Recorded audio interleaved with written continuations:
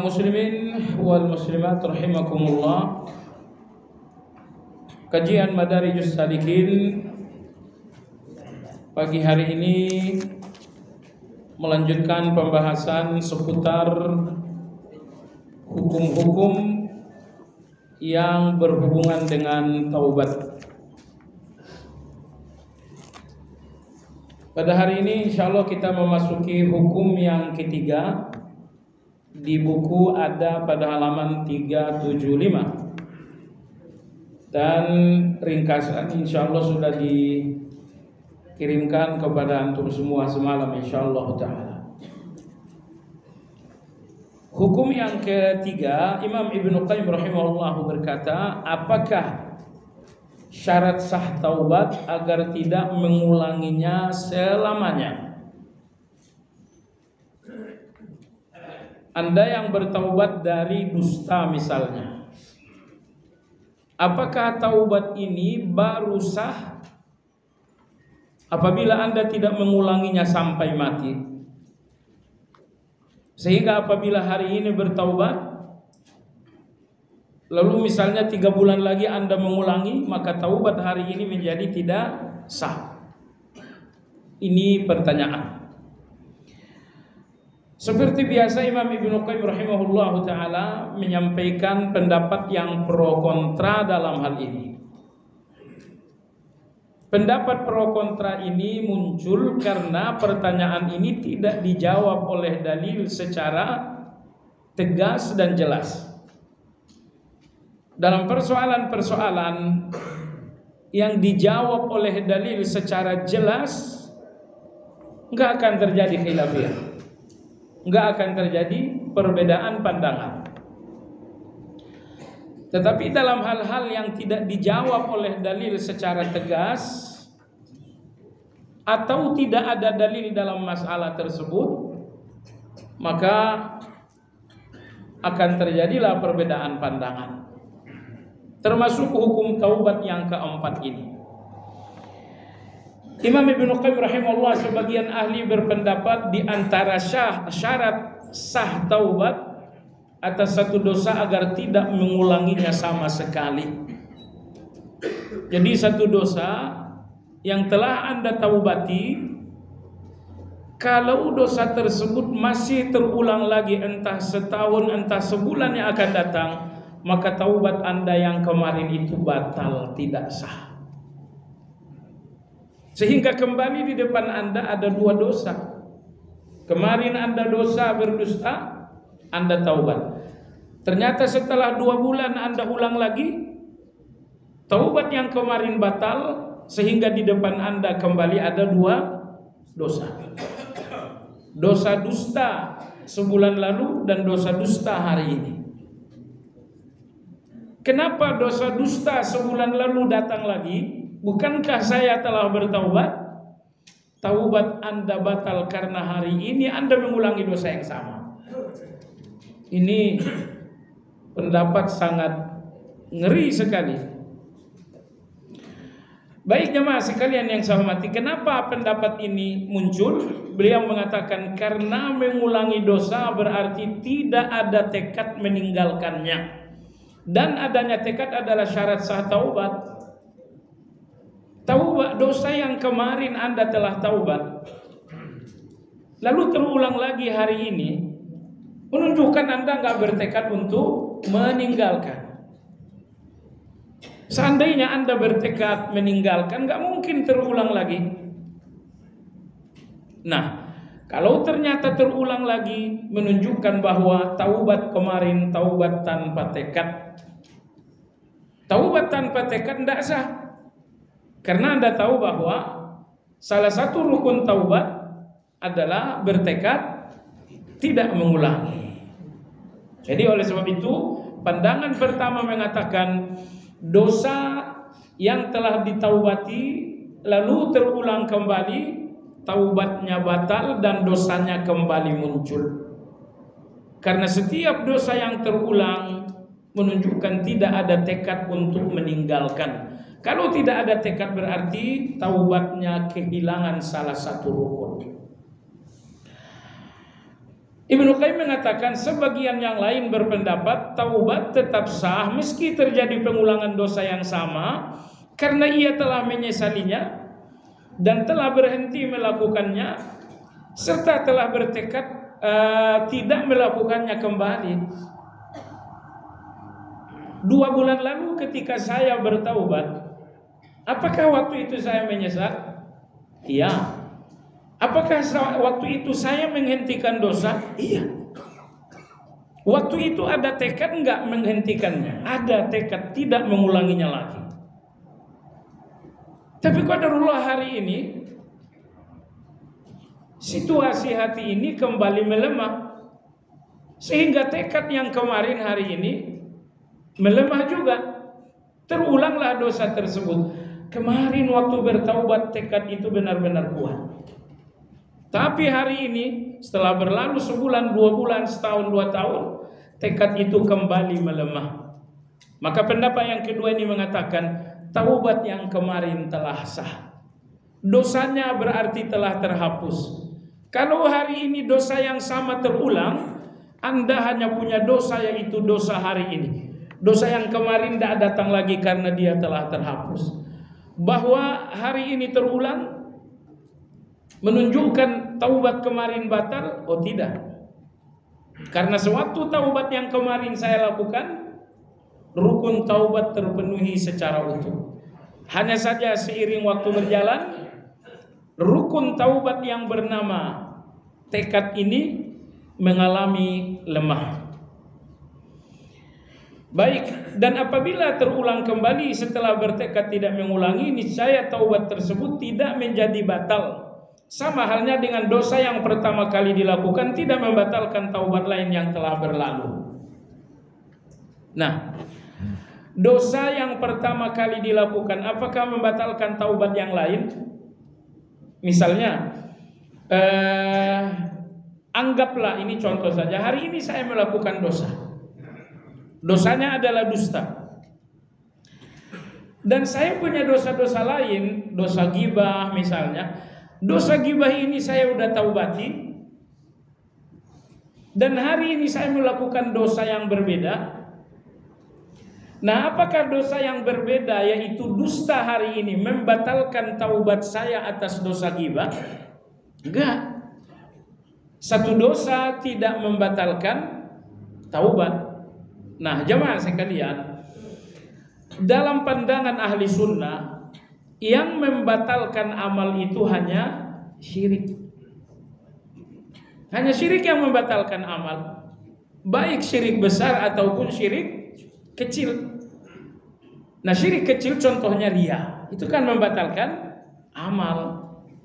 Nah, adapun dosa ini tidak membatalkan amal. Jadi kalau Anda telah memiliki satu amal yaitu taubat, kemudian Anda berdosa kembali atau dosa yang berbeda, berdosa kembali atau dosa yang berbeda ini tidak menghapuskan taubat yang berlalu. Kenapa? Karena dosa dalam akidah ahli sunnah wal jamaah tidak menghapus kebaikan sepanjang dosa itu bukan syirik besar ataupun syirik kecil berupa riya. Nah, tapi kalau yang dimaksudkan satu dosa menghapus kebaikan, artinya menghapus bobot, iya. Satu dosa menghapus bobot kebaikan. Jadi bukan menghapus kebaikannya, tapi menghapus bobotnya. Misal, Anda melakukan satu kebaikan, misalnya bobotnya 70. Dan hari ini Anda melakukan kejahatan bobotnya 80. Tentu saja tentu kebaikan dengan bobot 70 ketika ditimbang dengan dosa bobot 80, bobot kebaikan Anda hilang dengan dosa yang lebih berbobot. Baik, saya berikan Anda contoh. Kisah dituliskan oleh Imam Ibnu Abi Syaibah dalam kitab Al-Musannaf, ditulis juga oleh Abu Nuaim dalam kitab Hilyah. Kisah ini disahihkan oleh Imam Ibnu Rajab dalam kitab Jami'ul Ulum. Abu Musa al-Asy'ari radhiyallahu ta'ala anhu, kisah ini diriwayatkan dari Abu Uthman dari Abu Buraidah. Abu Hurairah rahimahullah berkata, ketika Abu Musa al-Asy'ari akan wafat, beliau mengumpulkan anak-anaknya. Setelah semua anak-anak berkumpul, beliau mulai berwasiat. Dalam wasiatnya Abu Musa radhiyallahu anhu berkata, "Wahai anakku, jangan sampai lupa kalian kisah pemilik roti." Anak-anaknya bertanya, "Wahai Abah, wahai ayah, siapa pemilik roti yang Anda maksudkan?" Lalu Abu Musa radhiyallahu anhu bercerita, dulu di zaman generasi sebelum kita, hiduplah seorang pendeta yang tinggal menjauh dari masyarakat. Jadi mungkin dia tinggal di gunung, menjauhi semua masyarakat.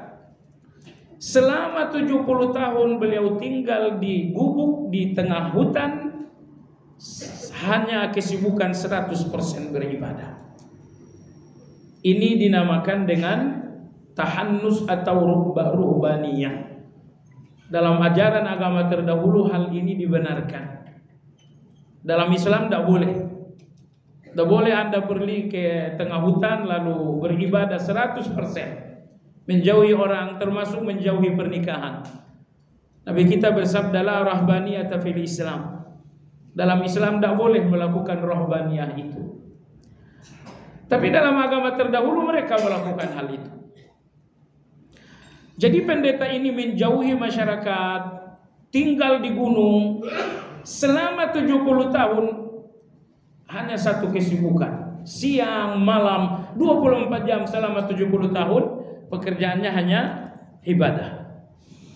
Hanya saja sekali sebulan dia turun gunung untuk membeli bekal untuk bulan yang akan datang. Nah, sampai bulan yang akan datang tanggal 1 belanja lagi untuk belanja 1 bulan. Qadarullah jamaah sekalian, berlalulah 70 tahun dan ini saat si pendeta turun gunung untuk berbelanja. Sesampainya di pasar, beliau melihat seorang perempuan yang sangat cantik. Dan ternyata wanita ini pun wanita murahan. Di antara fitnah besar di tengah Yahudi dan Nasrani adalah pelacuran. Wanita-wanita murahan, pelacuran-pelacuran ini sangat lumrah di tengah masyarakat Yahudi dan Nasrani zaman dahulu. Jadi pandangan haram ini ternyata telah mengantarkan fitnah syahwat yang luar biasa dalam hati sang pendeta. Sehingga setelah selesai berbelanja, pendeta ini mendekati si perempuan. Dia mengatakan, ikut saya. Dengan bujuk rayu akhirnya wanita ini ikut ke gubuk di tengah hutan. Selama 7 hari 7 malam pendeta ini melakukan hubungan keji itu. Selesai 7 hari 7 malam, datanglah penyesalan yang sangat besar. Dia menyuruh wanita ini pulang. Lalu apa yang dilakukan pendeta ini untuk penyesalannya? Maka dia pun meninggalkan gubuk itu. Dia tidak mau lagi melihat tempat di mana kekejian itu terjadi selama 7 hari.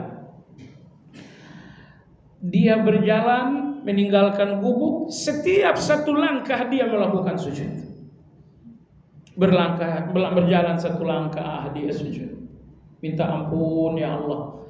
Melangkah 1 langkah dia sujud, ya Allah, ampun ya Allah. Entah berapa kilo berjalan, setiap langkahnya selalu sujud minta ampun kepada Allah Azza wa Jalla. Akhirnya sampailah perjalanan ini di malam hari di sebuah desa. Di desa ini ada 1 rumah singgah yang dihuni 12 orang fakir miskin tunawisma. Si pendeta 1 ini berpikir tidak ada tempat bermalam. Saya harus masuk secara menyelinap, secara diam-diam ke rumah singgah yang dihuni oleh 12 fakir miskin tunawisma. Karena ini malam maka dengan mudah dia menyelinap, dan saat itu tentu belum ada pencahayaan seperti saat ini.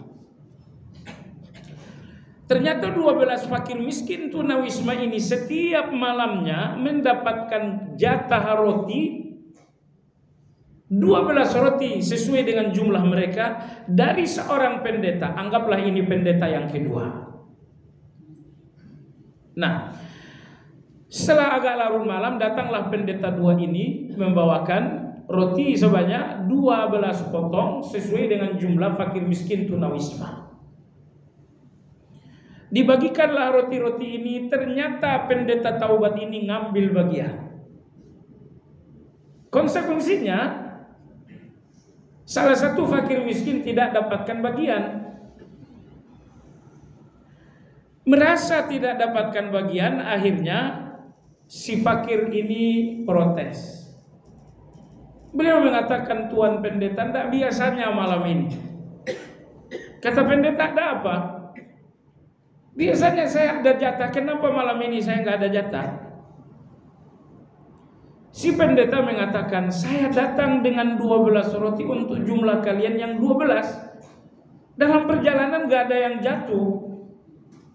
Tadi saya ngitung bahwa saya telah memberikan 12 roti." Akhirnya terjadilah ketegangan ringan antara fakir yang tak mendapatkan jatah dengan pendeta yang merasa dicurigai menyembunyikan roti. Melihat ketegangan ini terjadi, akhirnya pendeta tadi melemparkan roti. Setelah dia melemparkan roti, si fakir miskin ini meraba, "Oh iya, ini roti milik saya." Selesailah ketegangan. Tetapi pendeta taubat ini ternyata telah menanggung lapar yang cukup buruk, sehingga menjelang pagi akhirnya dia pun meninggal dalam keadaan lapar. Abu Musa al-Asy'ari radhiyallahu taala anhu, beliau mengatakan, lantas dilihatlah dalam mimpi terjadilah kiamat. Si pendeta taubat ini kemudian disidang oleh Allah Azza wa Jalla. Didatangkanlah kebaikan selama 70 tahun. Ditimbanglah dengan dosa kekejian selama 7 hari. Ternyata jemaah sekalian, kebaikan selama 70 tahun betul-betul tidak ada bobot saat ditimbang dengan dosa 7 hari. Sebab itu jangan terlalu berbangga juga dengan kebaikan Anda. Kebaikan Anda belum 70 tahun. Karena usia Anda hari ini masih 45 kan. Ini kebaikan full selama 70 tahun. Dia nggak bekerja, pokoknya 70 tahun 100% beribadah. Begitu ditimbang dengan zina, mohon maaf, selama 7 hari, ternyata kebaikan 70 tahun itu tidak ada bobot sama sekali. Akhirnya Allah mengatakan, sekarang dosa kekejian 7 hari timbang dengan sepotong roti. Diambil sepotong roti yang dia lemparkan tadi dan dia tidak jadi makan. Dia kelaparan dan mati karena kelaparan. Diambillah sepotong roti dan ditimbang dengan kekejian selama 7 hari. Nah, ternyata jamaah sekalian, kali ini sepotong roti ini begitu sangat berat sekali sehingga kekejian 7 hari ini kehilangan bobot pula. Maka Abu Musa al-Asy'ari berwasiat kepada anak-anaknya, "Wahai anak-anakku, ingatlah sepotong roti." Artinya Abu Musa ingin mengatakan, amalmu tidak perlu banyak kalau kalian bangga, ujub. Cukup sedikit saja tapi betul-betul ikhlas. Karena timbangan amal kalian bukan banyaknya atau besarnya, tapi timbangan amal kalian itu adalah ikhlasnya. Baik, jadi kembali kepada kajian kita. Dosa tidak menghapuskan kebaikan. Jadi taubat itu adalah satu kebaikan. Hapuskah kebaikan taubat ini dengan Anda melakukan dosa? Ibnu Qayyim rahimahullah mengatakan, yang menghapuskan dosa itu adalah kekufuran. Yang menghapuskan kebaikan itu adalah kekufuran. Yang menghapuskan kebaikan itu adalah syirik besar atau syirik kecil seperti riya. Adapun dosa-dosa yang bukan kekufuran dan bukan syirik itu tidak menghapuskan kebaikan. Nah, jemaah sekalian, oleh sebab itulah Ibnu Qayyim rahimahullah mengatakan bahwa Anda yang telah taubat untuk satu dosa, ternyata dosa itu terulang lagi, taubat Anda yang kemarin tidak batal. Kenapa? Karena dosa hari ini hanyalah dosa, bukan kekufuran. Jadi dia tidak menghapus dosa yang telah berlalu. Ibnu Qayyim berkata, persoalan ini berpangkal pada pertanyaan, apakah dosa yang telah ditaubati akan kembali apabila terulang? Sehingga ada dua hukuman, alias ada dua dosa, untuk yang pertama dan untuk yang terulang. Atau dosa pertama telah terhapus dengan taubat dan hukuman hanya ada atas dosa yang terakhir saja. Kemarin saya berdosa, lalu saya taubat. Hari ini dosa yang sama terulang lagi. Nah, kalau taubat yang kemarin batal karena dosa hari ini, berarti di depan saya ada berapa dosa? Ada dua. Dosa yang kemarin kembali lagi, tambah dosa hari ini. Kenapa dosa yang kemarin kembali? Karena taubatnya batal, sehingga dosanya balik lagi. Ini kemungkinan pertama. Atau kemungkinan yang kedua, kata Imam Ibnu Qayyim rahimahullah, bahwa dosa hari ini tidak membatalkan taubat. Taubat yang kemarin tidak batal karena dosanya terulang lagi. Sehingga di depan saya hanya ada satu dosa. Imam Ibnu Qayyim berkata, sekelompok ulama berpendapat dosa yang pertama, ya, Nabi SAW bersabda, man ahsana fil Islam lam yu'akhadh bima amila fil jahiliyah. Siapa yang masuk Islam dan menjalankan Islam sebaik-baiknya, niscaya Islam ini akan menghapus semua kejahatan-kejahatan jahiliyah. Wa man asa'a fil Islam ukhidha bil awwali wal akhir. Tapi siapa yang masuk Islam tetapi dia tidak sungguh-sungguh menjalankan Islam, dia berislam makan ribanya masih jalan, dia Islam premannya masih jalan, dia Islam manipulasinya masih kokoh. Jadi dia telah masuk Islam, tapi Islam ini tidak merubah apa-apa dalam dirinya selain status. Kata Nabi SAW, seorang yang masuk Islam seperti ini, maka Islam ini tidak menghapuskan dosanya dalam Islam, bahkan tidak menghapuskan dosanya sewaktu kemarin kafir. Seseorang masuk Islam di usia 30 tahun. Seandainya dia sungguh-sungguh menjalankan Islam, berarti Islam telah merubah dirinya. Maka Islam Anda menghapuskan dosa Anda kemarin sewaktu kafir. Tapi Anda masuk Islam dan Anda tidak sungguh-sungguh menjalankan Islam, yang artinya Anda masuk Islam tanpa Islam itu merubah apa-apa dalam diri Anda. Kalau beginilah cara memasuki Islam, maka dosa-dosa Anda dalam kekafiran kemarin tidak terhapus dengan mu'allafnya Anda. Begitu kata Nabi SAW. Kemudian Ibnu Qayyim mengatakan taubat adalah kewajiban yang harus dijaga sepanjang hayat, sebagaimana puasa adalah kewajiban yang harus dijaga sepanjang hari. Maka menghindari hal-hal yang membatalkan puasa di sebagian hari saja tidak membuatkan puasa menjadi sah. Jadi ada dua dalil apabila saya berdosa, taubat yang kemarin menjadi batal. Dalil yang pertama adalah hadis mu'allaf tadi. Apabila seseorang masuk Islam tapi ternyata dia nggak menjalankan Islam, maka dosa-dosanya sewaktu kafir tidak terhapus. Ini dalil pertama bagi pendukung pendapat pertama. Jadi kalau mu'allafnya seseorang itu kan taubat. Taubat dari kekufuran adalah mu'allaf. Tapi ketika setelah mu'allaf dia tidak berubah menjalankan Islam, ternyata taubatnya menjadi seorang mu'allaf tidak menghapuskan dosa yang lalu. Begitu juga dengan orang yang bertaubat lalu mengulanginya, maka taubat yang kemarin tidak berdampak apa-apa. Sebagaimana mu'allafnya orang kafir tadi tidak berdampak apa-apa. Anda mu'allaf tapi tidak menjalankan Islam, dosa yang dulu tetap utuh.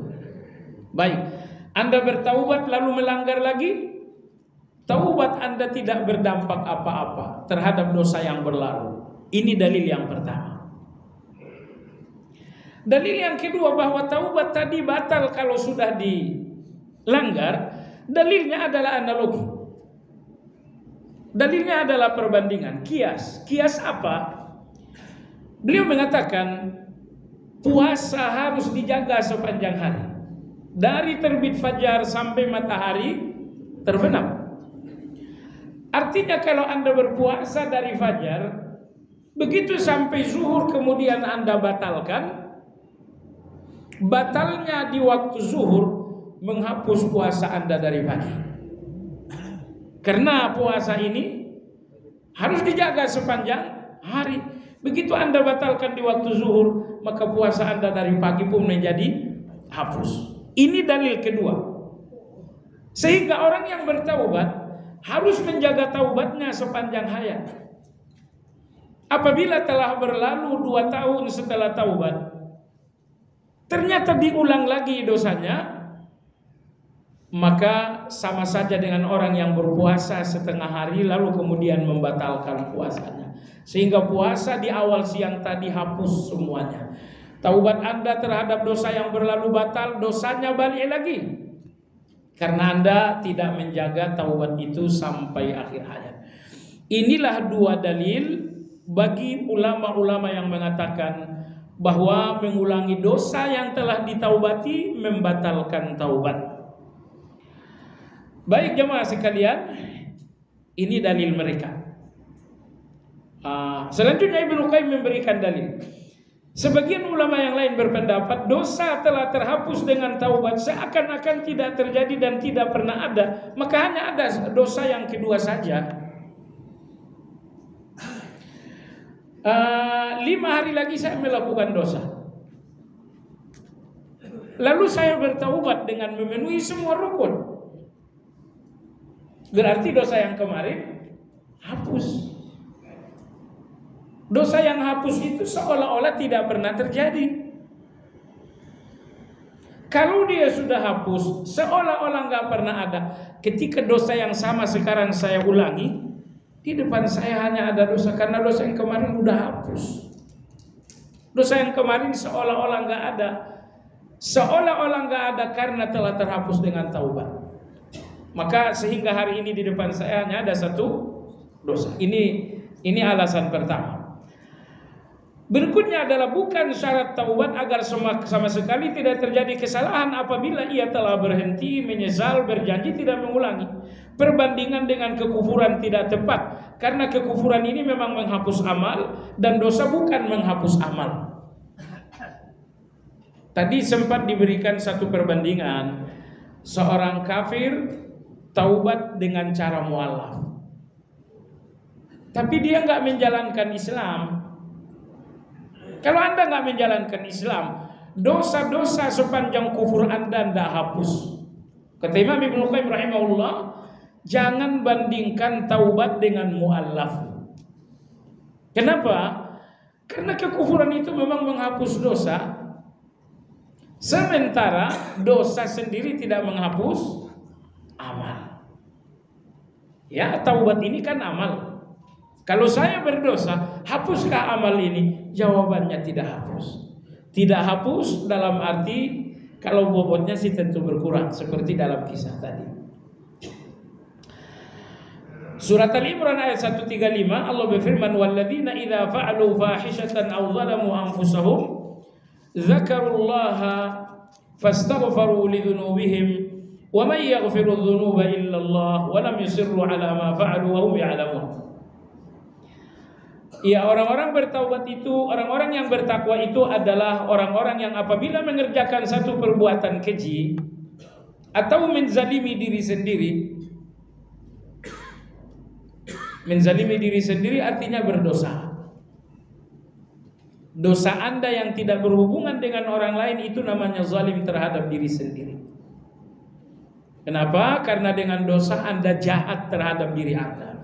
Mestinya Anda masuk surga, dengan dosa akhirnya peluang itu menjadi kecil. Baik. Kemudian au zalamu adzakarullaha fastaghfaru lidzunubihim.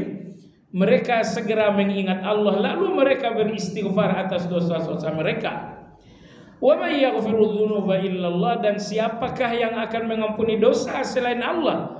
Walam yusirru ala ma fa'alu wa hum ya'lamun, dan mereka tidak meneruskan perbuatan dosa itu sedang mereka mengetahui. Jadi dalam ayat ini Allah sebutkan syarat taubat. Pertama, istaghfaru li dzunubihim, istighfar. Syarat taubat berikutnya adalah jangan meneruskan, alias jangan mengulangi lagi.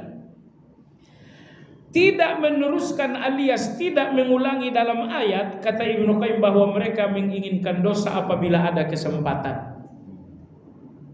Misalnya sewaktu Anda bertaubat, tidak ada keinginan Anda untuk mengulangi dosa kalau ada kesempatan.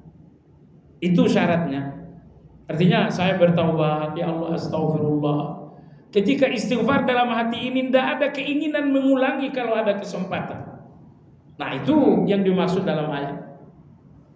Tidak mengulangi. Baik. Keinginan hati seperti inilah yang membatalkan taubat. Bahwa Anda ingin berdosa lagi kalau ada kesempatan. Nah, orang tadi kan tidak ada keinginan seperti itu. Saya berdosa, saya taubat, dalam hati saya tidak ada pikiran mengulang kembali kalau ada kesempatan. Gak ada keinginan itu. Hanya saja kemudian saya bertemu dengan momentum dosa.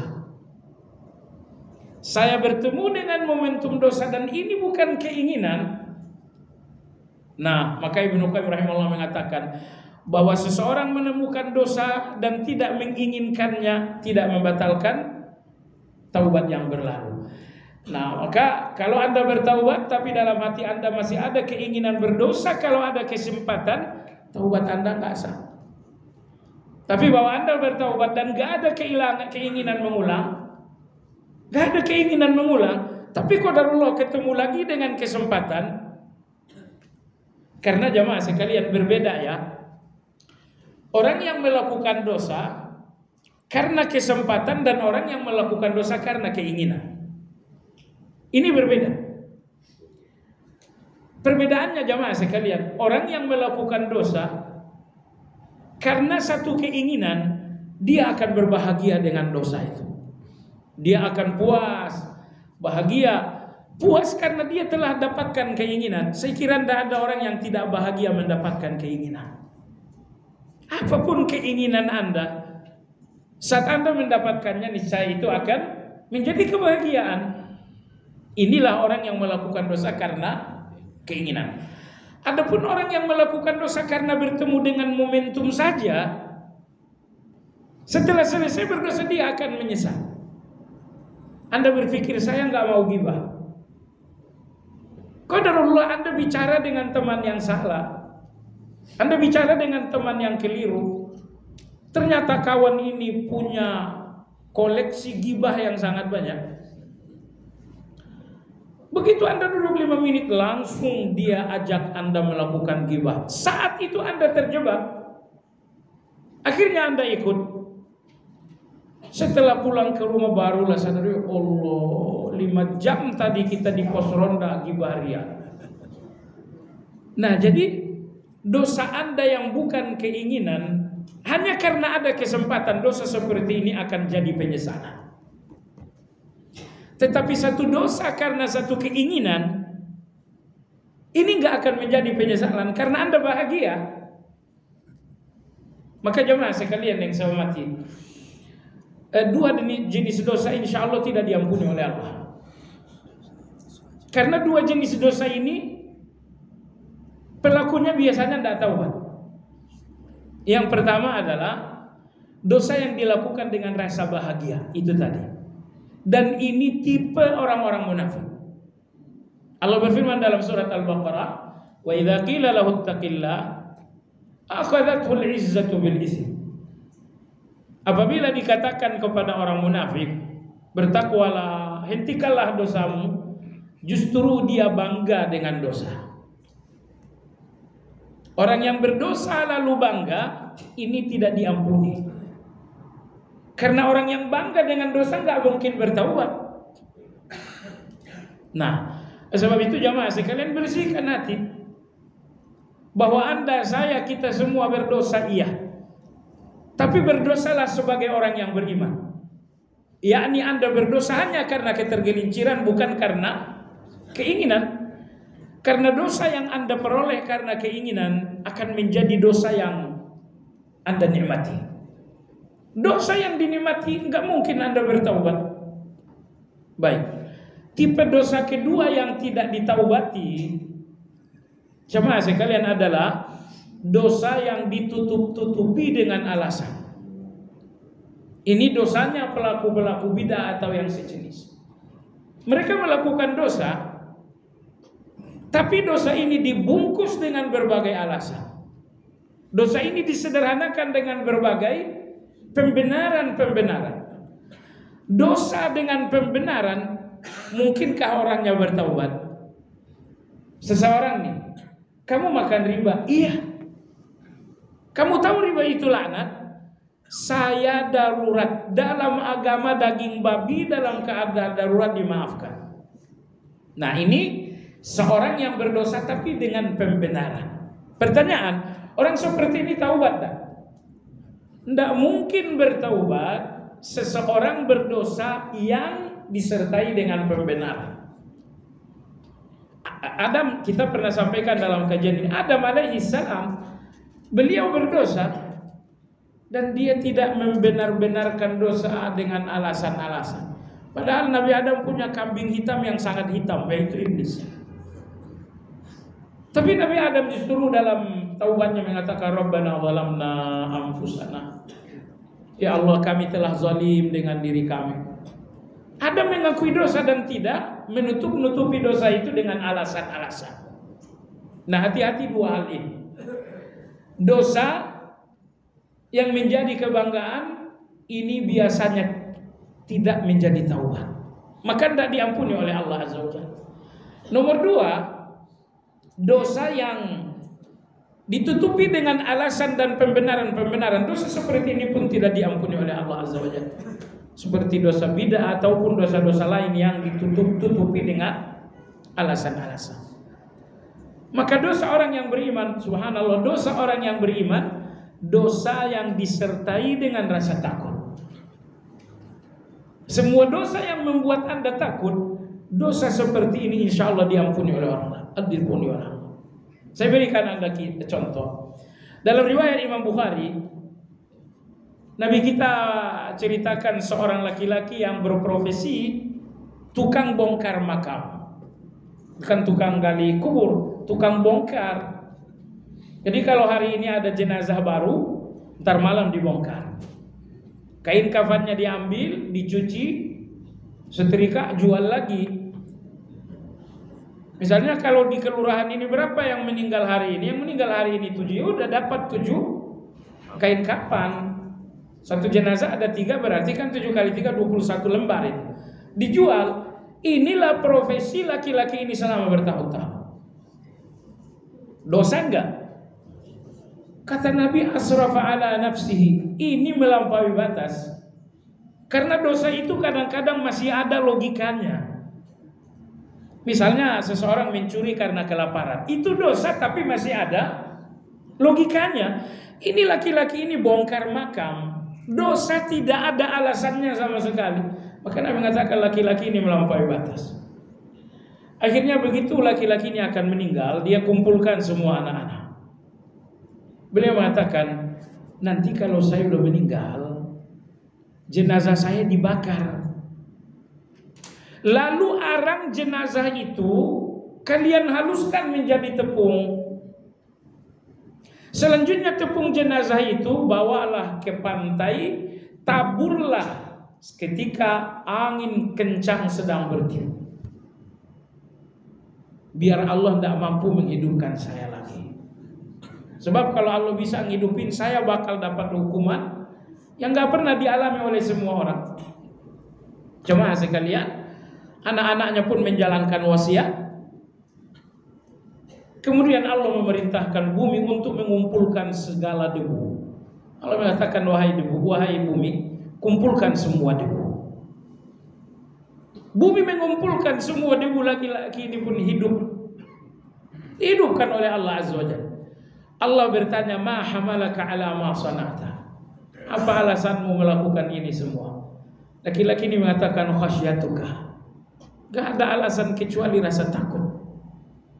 Allah berfirman, ghafartulah. Kalau begitu dosamu kuampuni.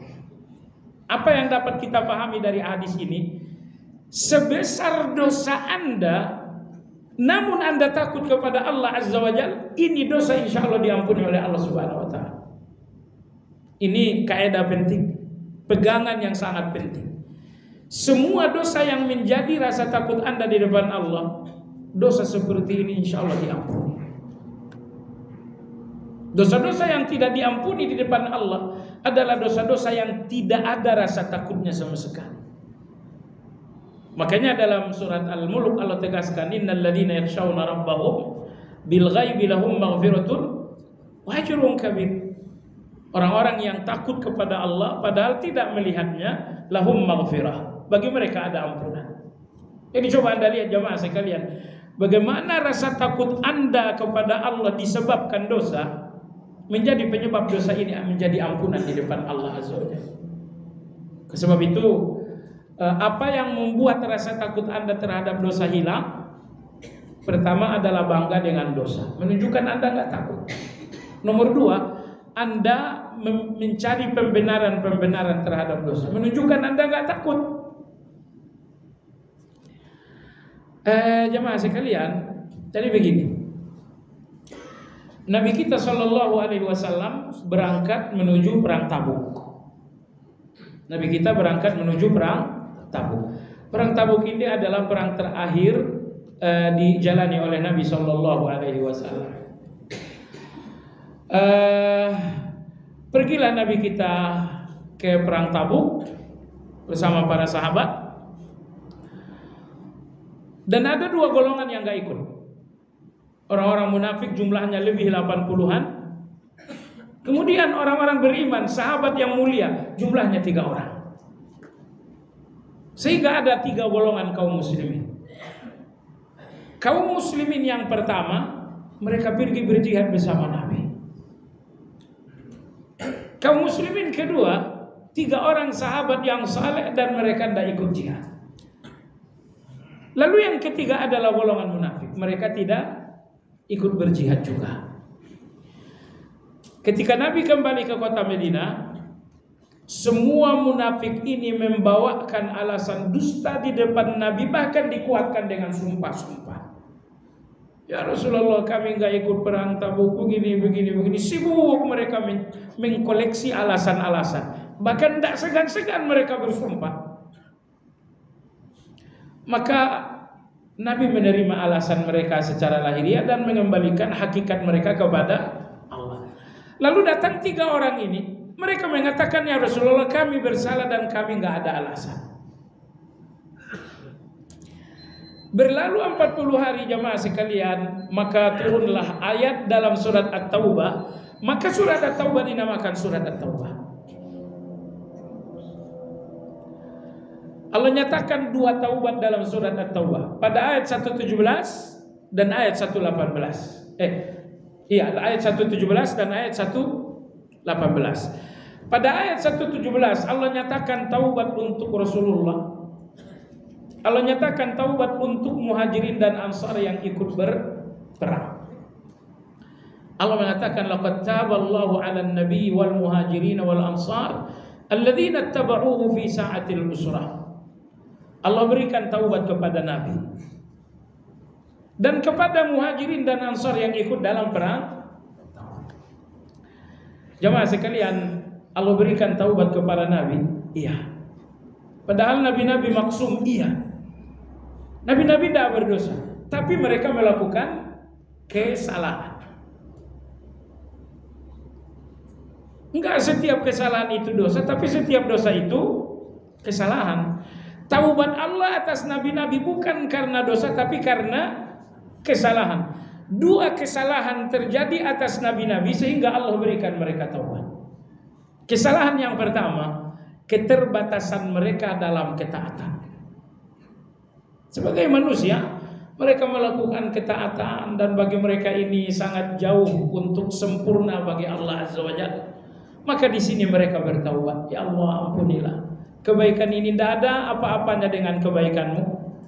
Ibadah ini tidak ada apa-apanya dengan rahmat-Mu, ya Allah ampunilah, ampunilah.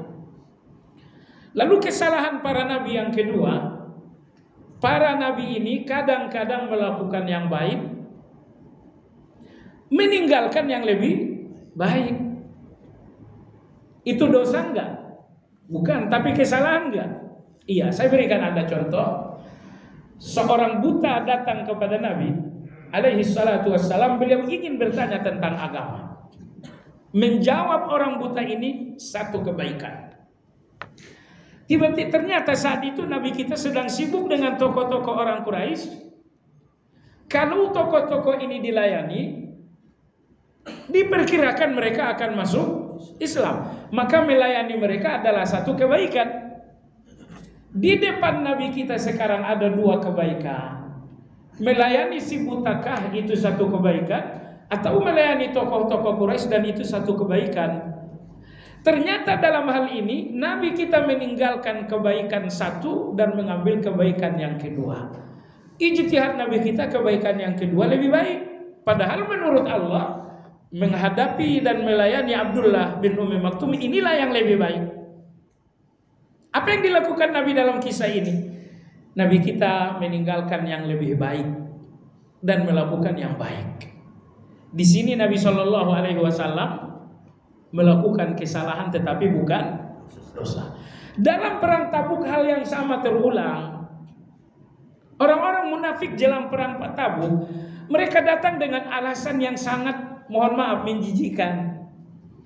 Mereka mengatakan, ya Rasulullah, izin kami tak ikut perang. Kata Nabi, kenapa?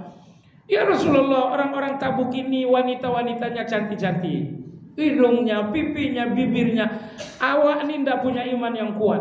Ya Rasulullah, nanti sampai di Tabuk malah hati ini berlumuran fitnah. Daripada terfitnah dengan wanita-wanita Tabuk, baguslah kami tidak usah ikut. Mereka beralasan dengan sesuatu yang real dalam diri mereka. Nabi SAW akhirnya memberikan mereka uzur. Baiklah, kalau itu kalian gak usah ikut. Inilah kekeliruan Nabi kita dalam perang Tabuk. Harusnya Nabi gak boleh memberikan mereka. Karena Allah berfirman, la yasta'dzinuka alladhina yu'minuna la yasta'dzinuka alladhina yu'minuna billahi wal yawmil akhir ay yujahidu bi amwalihim wa anfusihim fi sabilillah.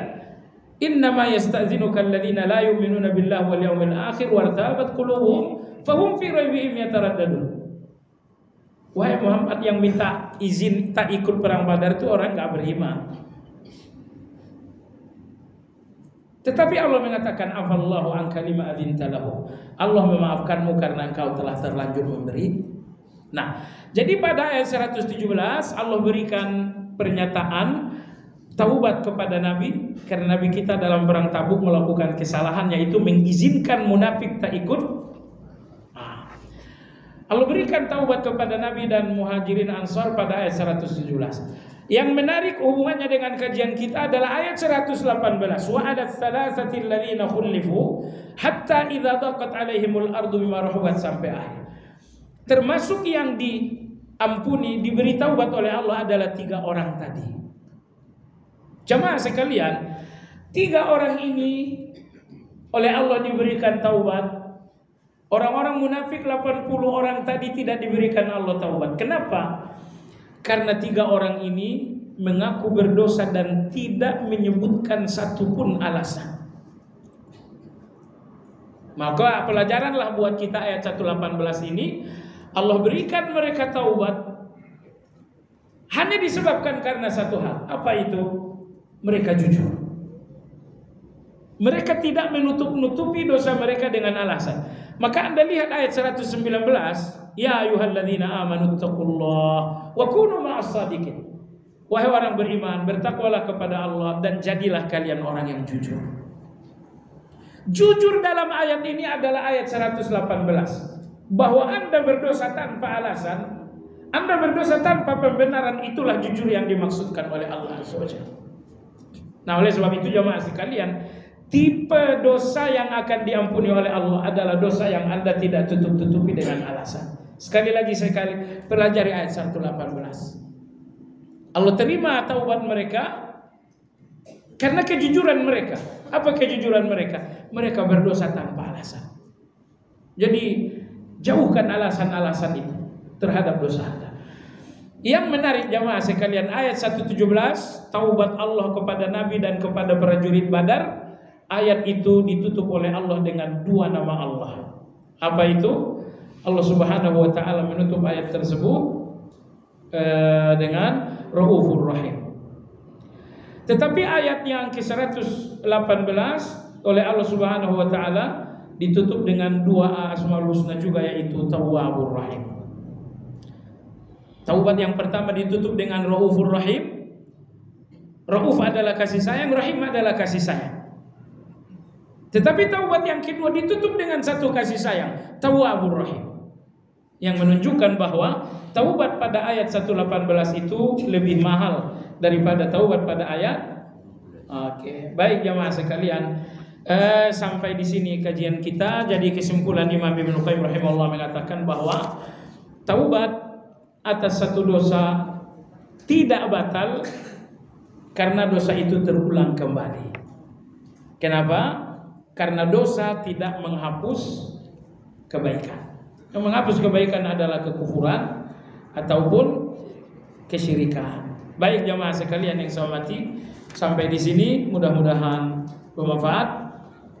Barangkali ada pertanyaan.